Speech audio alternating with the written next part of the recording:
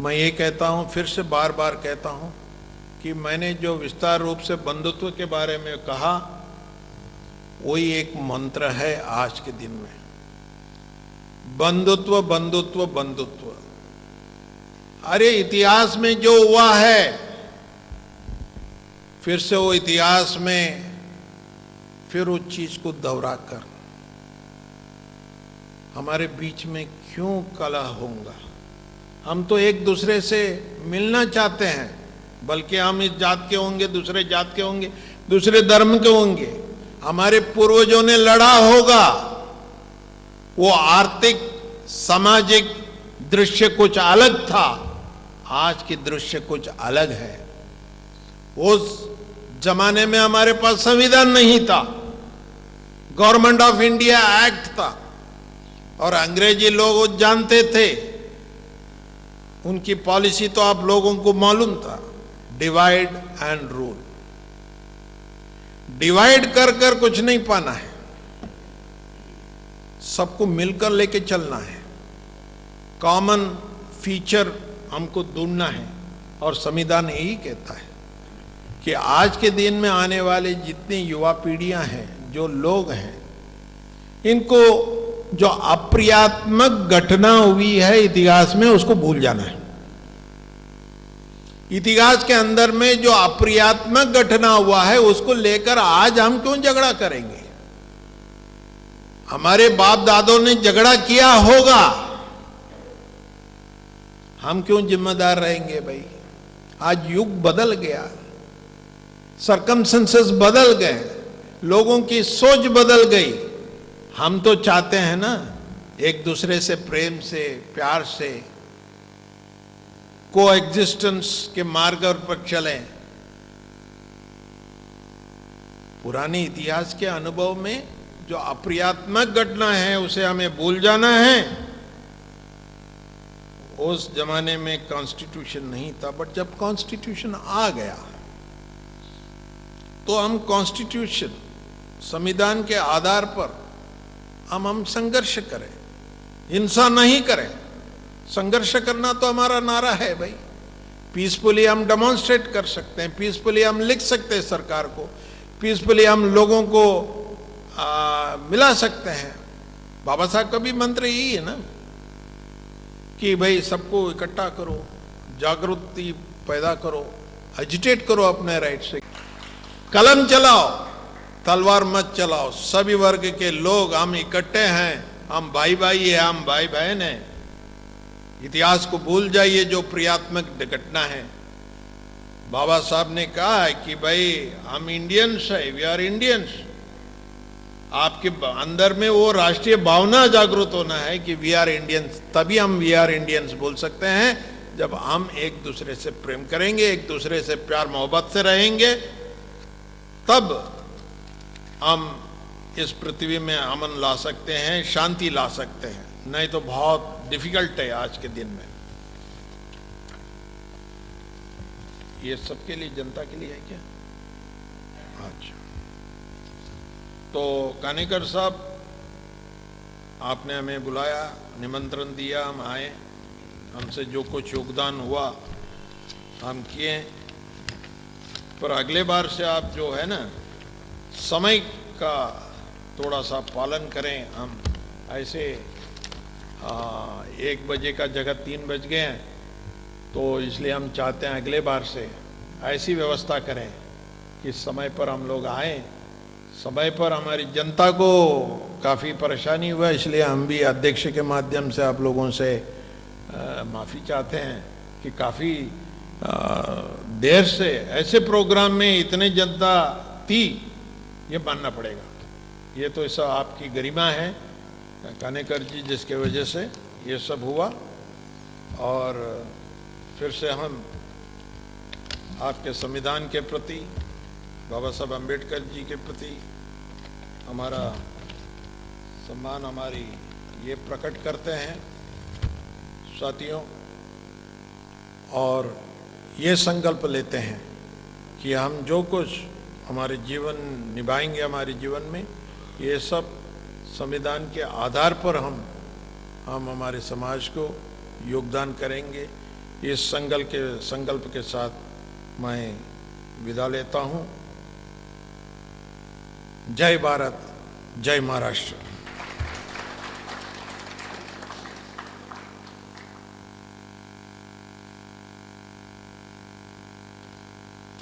धन्यवाद सर। आपण या ठिकाणी सुरुवातीला सांगितलं की आपण आपले विचार व्यक्त करण्यासाठी, समजून घेण्यासाठी 4 भाषा माणसाला अवगत असणं आवश्यक आहे। मातृभाषा आलीच पाहिजे। मित्रो, सरांचे नेहमी ला शिकवतात ते इंग्रजीमध्ये शिकवत असतात, कारण ला हे कायद्याचे पुस्तकं हे सगळे इंग्रजीतच आहेत। जर सर इंग्रजीत बोलायला गेले तर फारच कमी लोकांना समजू शकेल, आणि माझा जो उद्देश आहे कॉमन पीपलपर्यंत, सामान्य लोकांपर्यंत संविधानाचं महत्त्व किंवा संविधानामध्ये जे संविधानाची मूल्ये आहेत ते सामान्य लोकांपर्यंत जाणार नाही। त्यामुळे आम्ही त्यांच्याशी घरीच चर्चा केल्या, त्याच्यापूर्वी केल्या, आणि त्यामुळे ते हिंदीमध्ये बोलू शकले। त्यांचं ओरिजिनल भाषण इंग्रजीतून आहे आणि त्यांनी तो हिंदीमध्ये करण्याचा आपल्या पद्धतीनं करण्याचा प्रयत्न केला, आणि मराठीमध्ये बोलण्याचा तर त्यांना खूपच अडचण होती, म्हणून त्यांनी ते वाचून कसं सांगण्याचा किंवा एक्सप्लेन करण्याचा प्रयत्न केला। जर इंग्रजीतून बोलायचं असेल तर त्यांना कागद हाती घेण्याचा काही संबंध नाही आहे, ते धाराप्रवाह इंग्रजीमध्ये बोलू शकतात, याबद्दल दुमत नाही। जी व्यक्ती LLD होऊ शकते त्या व्यक्तीची पात्रता काय असेल बंधूंनो त्या डिग्रीवरून समजू शकते। परंतु या ठिकाणी संविधानाचे मूल्य सांगताना आपल्याला त्यांनी एकच शब्द अनेकदा सांगितला, आणि त्या शब्दाची किती जरुरी आहे हे सुद्धा संविधानाचे महत्त्व किंवा मूल्य आहे सांगितलं, तो म्हणजे बंधुता। जर आपल्यामध्ये समाजामध्ये एकमेकाबद्दल बंधुतेचा भाव नसेल तर आपण काहीही करू शकणार नाही। म्हणून संविधानातील जे बंधुता आहे, दुसऱ्याबद्दलची सहिष्णुता आपल्यामध्ये असलीच पाहिजे, आणि आपण संकल्पन पण केलं पाहिजे की संविधानाने जी आपल्याला मूल्ये दिलेली आहेत ते संविधानातील मूल्ये आपण स्वतः स्वीकारायची, आणि दुसऱ्यालाही ते मूल्ये पाळण्यासाठी प्रवृत्त जर करू तर आपल्याला खऱ्या अर्थाने संविधानिक नैतिकता पालन करणे होईल, आणि संविधान संस्कृती निर्माण करण्यासाठी आपले सर्वांचे योगदान लाभेल, एवढं बोलतो। आणि या ठिकाणी जानकर साहेब त्यांनी एक इच्छा व्यक्त केली, 2 मिनिट त्यांना काहीतरी बोलायचं आहे, त्याबद्दल त्यांनी म्हणाले की मला बोलू द्या 2 मिनिटं। म्हणलं ठीक आहे, अध्यक्षेच्या परवानगीने ते बोलतील असं मी त्यांना सुचवितो।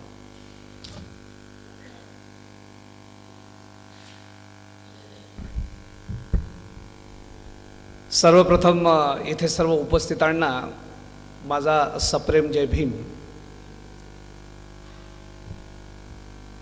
वंदनीय तथागत गौतम बुद्धांना सुद्धा नमन वंदन, सर्व इथे प्रतिमांना वंदन। आदरणीय इथे सर्व जो उपस्थित समूह आहे, जनसमूह, त्या जनसमूहाला वंदन। मित्रांनो, मी या ठिकाणी राजन सरांच्या परवानगीने या ठिकाणी बोलायला मी उभा झालो। मुळात मला हा कार्यक्रम सरांनीच कळवला आणि सरांबरोबर मी या ठिकाणी आलो। मी मुंबई विद्यापीठामधनं माझं LLM LLB सगळं तिकडनं पूर्ण केलं, त्यामुळे माझी भाषा थोडक्यात मुंबईची असावी असा थोडासा ओघ असेल। सरांच्याच आशीर्वादाने मी कॉन्स्टिट्यूशन शिकवतो, मुळात हा विषय मी शिकवितो, आणि सध्या डिस्ट्रिक्ट बार असोसिएशनला 10 लेक्चर्स माझे सुरू आहेत, गेस्ट लेक्चर्स याच विषयावर संदर्भामध्ये। आणि त्या ओघाने मी सरांना रिक्वेस्ट केली की सर मला तुमच्या या कार्यक्रमाला यायचं आहे। मुळात मी या कार्यक्रमाला निमंत्रित नाही, परंतु मला संविधान हा विषय अत्यंत जवळचा असल्यामुळे आणि निकट असल्यामुळे, माझ्या अतिशय मनाजवळचा असल्यामुळे, आणि तो शिकवित आहो, मला फक्त जाणून घ्यायची इच्छा होती। सोशल व्हॅल्यूज हा विषयच मी शिकवत आहो मुळात सध्या। त्या अनुषंगाने बरंचसं बोलणं होतं विद्यार्थ्यांशी माझं. पण इथे एक व्यासपीठ आहे आणि त्या व्यासपीठाचा पुरेपूर वापर करून घ्यावा, जनतेपर्यंत तो संवाद पोहोचायला पाहिजे.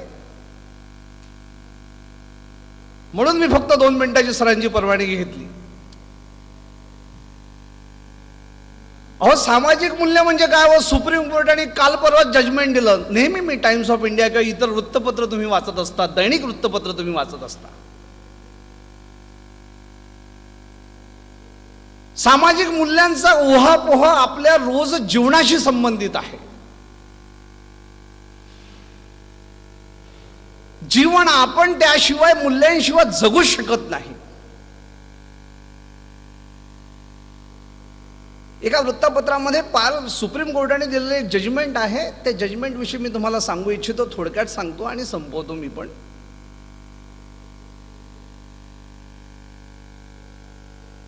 Commutation of sentence, death sentence वरती जजमेंट दिलेलं आहे.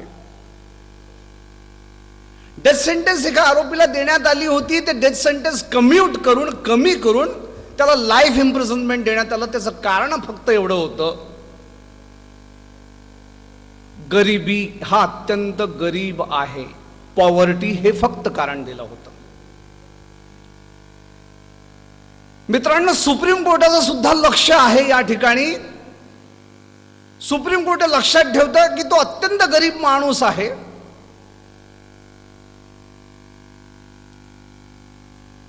त्या गरीबाला सुद्धा न्याय मिळाला पाहिजे. त्यांनी गरिबीमुळे त्यांनी हे कृत्य केलं, मर्डर केला, एखाद्याचा खून केला असेल, त्याला बरं का फासावरती लटकावं? त्यांनी कम्प्युटेशनचा अर्ज दिला, कमी करण्याकरता शिक्षा अर्ज दिला असेल, त्याला तो तसा देण्यात यावा, तो त्याचा अधिकार आहे.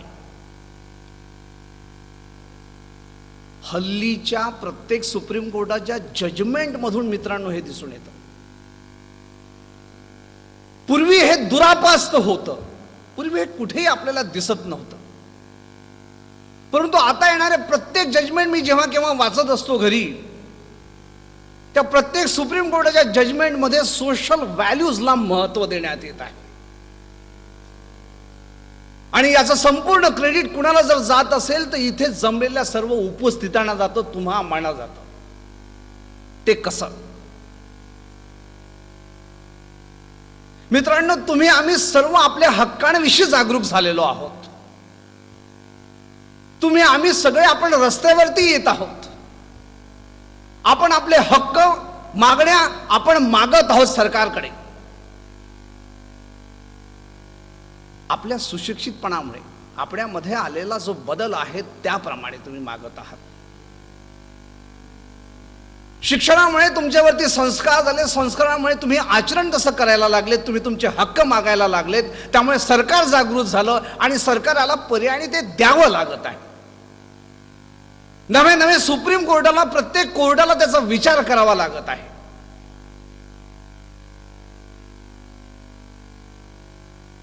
येणारं प्रत्येक जजमेंट असू द्या, कुठल्याही कोर्टाचा निकाल असू द्या, किंवा कुठलंही एखादं लिखाण असू द्या. मित्रांनो, परवाच्या दिवशी मी पुन्हा एकदा एक आर्टिकल वाचत बसलो होतो घरी.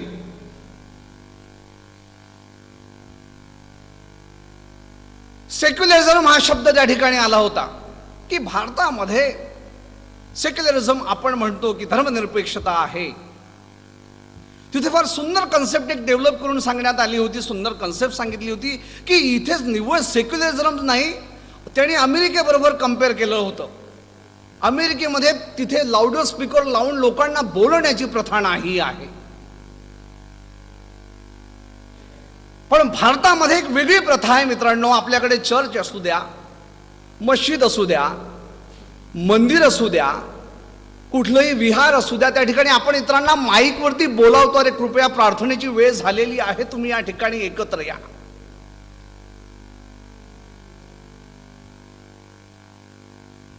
त्या ठिकाणी अशा पद्धतीने, म्हणजे तिकडे आपल्याकडे लाऊडेबल सेक्युलरिझम हा एक नवा कन्सेप्ट या ठिकाणी आहे. आपण सर्व समावेशक आहोत, सर्वांना आपण बोलावून घेतो. मी जास्त वेळ घेणार नाही, कारण की सर्वजण जे आधी बोलून झालेलं आहे, त्यामुळे मी अधिक बोलणं हे योग्य होणार नाही. परंतु मी याच्याकरता या ठिकाणी उठलो की मला या ठिकाणी काणेकरांचं विशेषतः कौतुक करायचं आहे. सर, झाले बहु होतील बहु परी आस महा, झाले बहु होतील बहु परी आस महा. यांच्याबरोबर जी टीम अत्यंत सहकार्याने काम करत असते त्या टीमचं मी मनपूर्वक अभिनंदन करतो. आणि मित्रांनो, तुमच्याकरता एकदा जोरदार टाळवायचा की तुम्ही नसतात तर इथे हा कार्यक्रम होऊ शकला नसता. पण तुमच्याकरता आधी जोरदार टाळ्या वाजल्या पाहिजे. सर, या तुमच्या उपक्रमामध्ये तुमच्या श्रमास प्रतिष्ठा मिळो, सगळ्यांचे लक्ष तुमच्याकडे वळो, मानवतेचे तेज झळझळो, विश्वा माझी या योगे, एवढ्या शुभेच्छा देतो. आणि मी माझे 2 शब्द या ठिकाणी संपवतो. सरांच्या परवानगीने मी या ठिकाणी बोलायला उठलो, त्यामुळे सरांनी दिल्या परवानगीला मी मान ठेवून मी माझे 2 शब्द या ठिकाणी संपवतो. धन्यवाद. जय हिंद, जय महाराष्ट्र.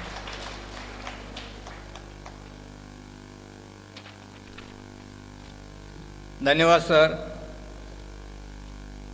जर यापूर्वीच आपण बोलण्यासाठी उत्सुकता दर्शविली असती तर तुम्हाला अधिक जास्त वेळ देऊन बोलता आलं असतं. आम्हालाही आता बरं वाटलं नाही की आपण मार्गदर्शन किंवा आपले 2 शब्द बोलताना उपदेश करण्याचा प्रयत्न केला, कारण आमच्या प्रोटोकॉलप्रमाणे हे थोडं योग्य झालं नाही. कारण या स्टेजवरून अशा गोष्टी कधी घडवू दिल्या जात नाही. कारण हे प्रबोधन म्हणजे प्रबोधन, या ठिकाणातून लोकांनी प्रेरणा घ्यावी. जसं या ठिकाणी सुरुवातीला आणि आत्ताही व्यासपीठ शब्द उच्चारले गेलेत.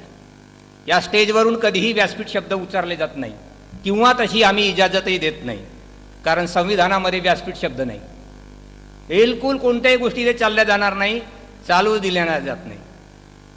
हे एक स्टेज आहे आणि या स्टेजला आम्ही महान व्यक्तीचे नाव दिलेलं आहे. काय नाव आहे?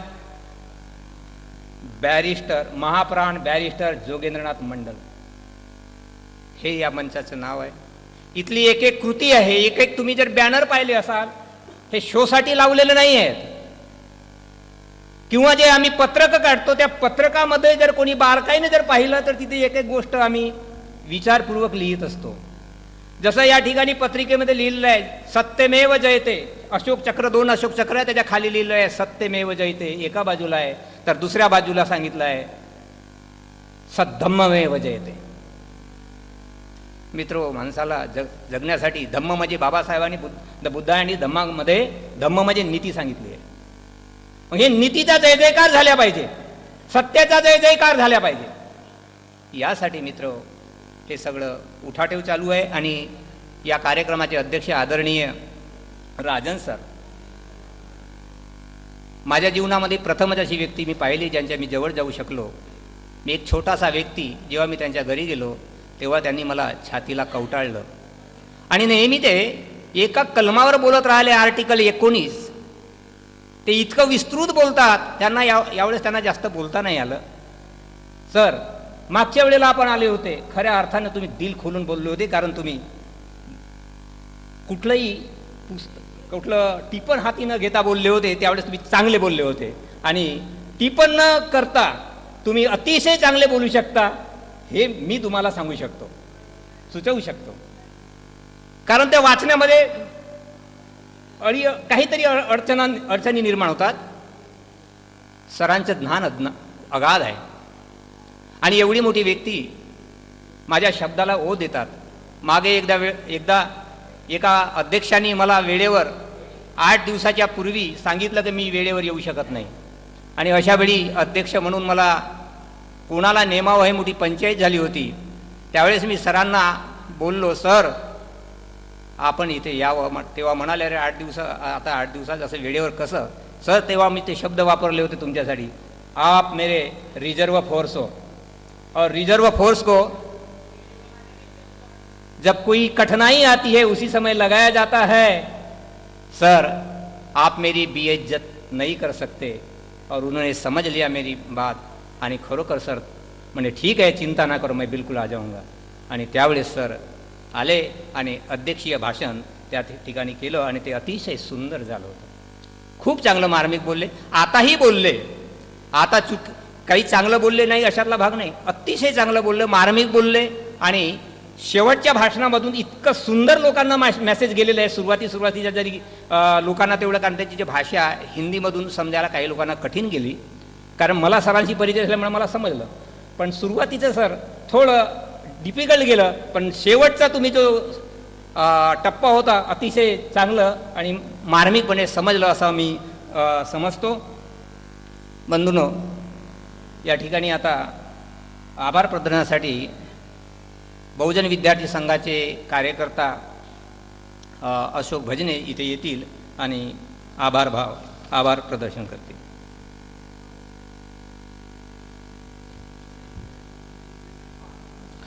सामाजिक क्रांतीचे, धार्मिक क्रांतीचे निर्माते, तथागत सम्यक संबुद्ध, रयतेचे कल्याणकारी राजे शिवाजी महाराज, आदिवासी नायक बिरसा मुंडा, सामाजिक क्रांतीचे अग्रदूत महात्मा ज्योतिराव फुले, भारतातील